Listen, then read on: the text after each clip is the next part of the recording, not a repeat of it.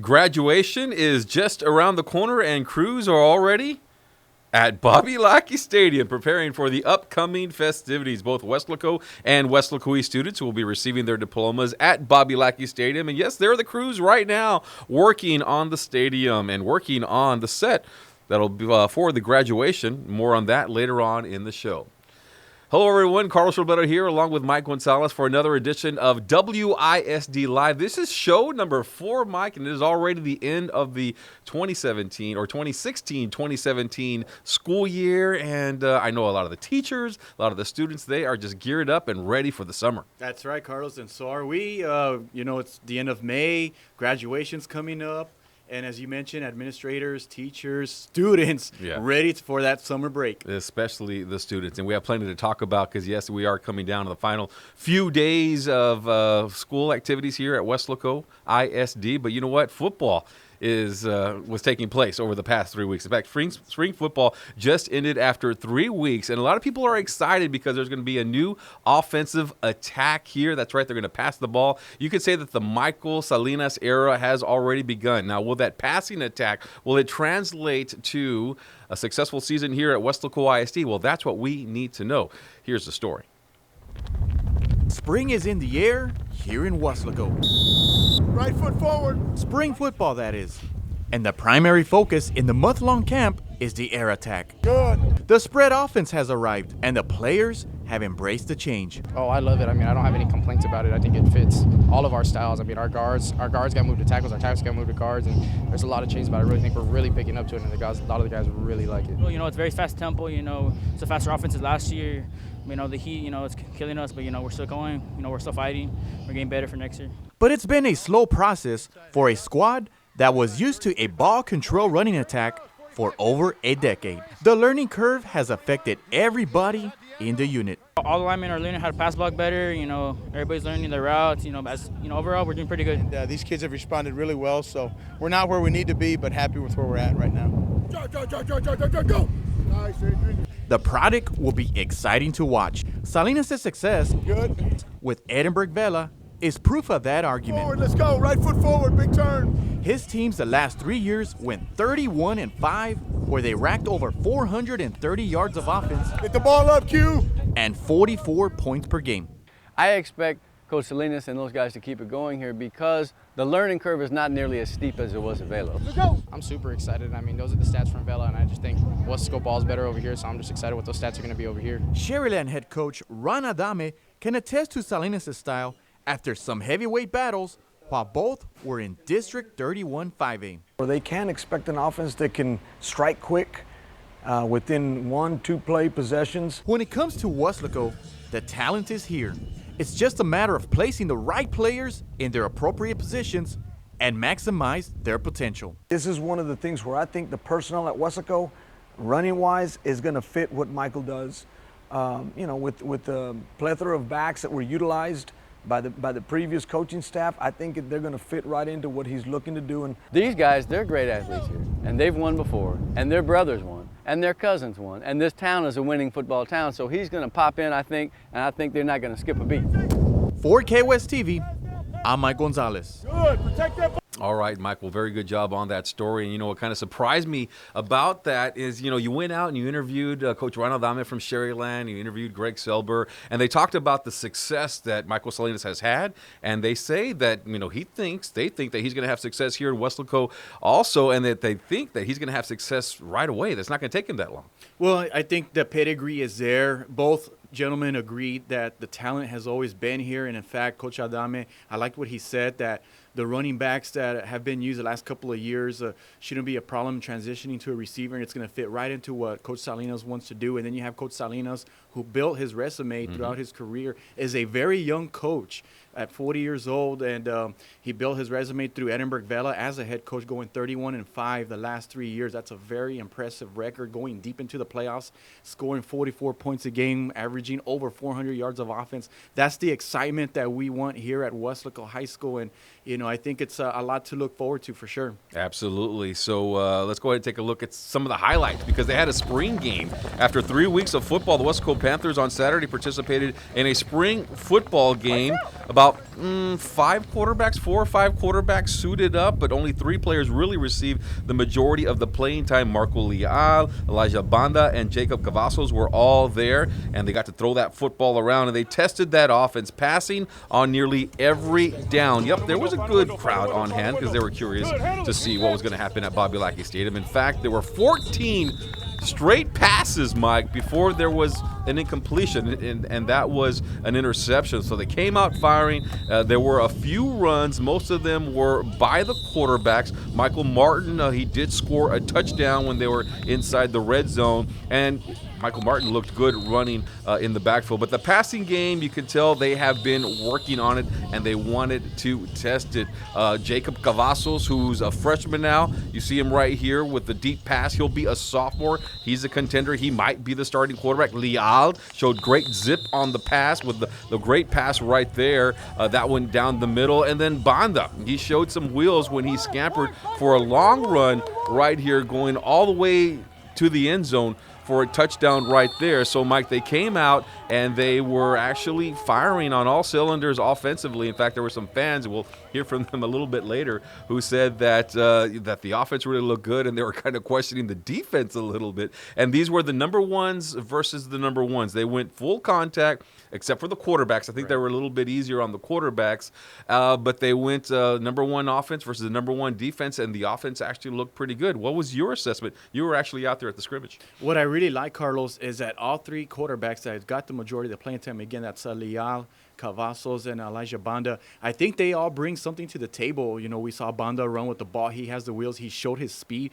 He might not have the biggest size as far as height is concerned, but look out for him running the ball off the spread offense. And then you have Marco Leal, who got some playing time last season at the varsity level, has a pretty good arm, smart kid. And then you have Jacob Cavazos, who right now is raw talent, another smart kid, looked very, very good in the scrimmage. And I think all 3 bring something to the table. And then Michael Martin scoring 4 or 5 touchdowns on Saturday. Remarkable job. Did it running with the football and got it off the flat as well, throwing it.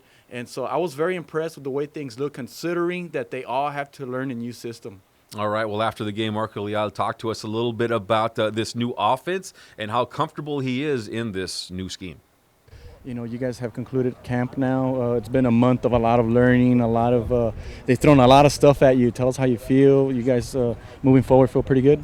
I feel actually very good about this team. I know we're going to progress slowly through the summer, but I know we're going to be really good, ready for August. Georgia Ranch coming up in August, so I know we're ready for it. We'll be ready. Okay. Well, what about the scrimmage itself that we had this afternoon or this morning? Give us your thoughts on that. Were you pretty comfortable in the pocket? What did you see out there? Oh, I was very comfortable in the pocket. My offensive line did great. I trust those guys with all my life, and I know we can get the job done. We don't know who the starting quarterback is going to be yet. That's to be determined probably until August, maybe first game of the season. But I mean, do you feel like you're ready for the challenge to say your name is called? Oh, I'm ready, most definitely. But it's not about me. It's mostly about the team. I'm just here to do my part and help the team win. All right, so great attitude there by Marco Leal, and I like what he had to say, that he's there for the team, not individually, but for the team. And all these players, they're all trying to find themselves in this new offense. I know Richard Ozlak, who was a running back last year, he got moved to wide receiver. He's one of the few players, Carlos, that is transitioning from, there's a few from running back into receiver and so forth. It's a totally new system. Richard Olsak, you saw there in the highlight, making a terrific grab there in the middle of the field. He scored a touchdown in a scrimmage. And so now they have a lot of weapons to utilize in using them in more ways than one. They can use them running the football or passing the football. So that's just going to be awesome to watch and looking forward to it. All right, Mike, you were out there. What about the defense? They're going to be changing as well because it's a new offense. It's a new defense as well. It is a new defense. They will stay aggressive, though, but they're going to, the linemen are going to have new assignments. The linebackers have new assignments, and secondary has new assignments. But what I really like is that, it looked like they were also getting into the system there. They made some few plays. Roy Trevino was one of them that got like 2 interceptions, and there was a few other kids that made some terrific plays. And they worked as a team. If you notice on some of the highlights where, they dumped off a pass to one of the backs, and there's about 3 or 4 guys swarming to the football, and that's what it's all about. And I mean, yeah, it is a new philosophy, but don't expect much change as far as, X's and O's, yes, but aggressiveness will stay the same. Yeah, they're going to be aggressive. In fact, after the game, you had a chance to talk to Marco Noriega, and also you talked to Roy Trevino. Yes, it's kind of the same. It's just now with the signals, but we just want to stay aggressive on that side of the ball and just get some turnovers for our offense. Take us inside the interception you got. I think it was around here, the 40-yard line. What was going on? How did you read it, and what did you see? Well, I don't know. I was just back in my coverage, and we do this thing with Coach Drummond called tip drill, where you jump, you tip the ball over, and you catch the ball in the back of him, and that's what I just did. I was ready for the tip. So after 3 weeks of football, the 3 weeks of spring training where, they practice a little bit in the morning during regular school hours, and they practice after school. This is what the West Local Panthers look like, a passing attack. Yes, they will run the football. The quarterback will be running, and there's also some options. Well, they'll use the running backs as well. But the passing attack is what the fans were out there. They were out there. They wanted to see what this new system is all about, and we talked to a couple of them after the scrimmage. Here's what they had to say. I just want to see what the new coach is bringing this year, and I'm interested in seeing how it works out. And what have you seen from your perspective? All I've seen is the offense going up and down the field and looking good. I think they're looking good as far as that. They're more passing, and Wesco has not been a passing team for a long time. But I look forward to this coming year. I think they've got good promise. All right, so offense, and more offense. People are all excited about the passing attack. Remember, we haven't had a passing attack here for more than 12 years, so people are all excited about that. But, Mike, they look good during the scrimmage. They look good during practice. But, that first game of the season, second game of the season, third game of the season, fourth, they have a very tough schedule. So when they finish, summer workouts, and they're going to have a shortened summer two-a-days because they had spring ball. Then they're going to start off with George Ranch, and then they got San Antonio Marshall, then they have Mercedes, then they have a break. You got the bye, and then you got West KWES. So 4 games, once again. We talked about this before. It's going to be tough.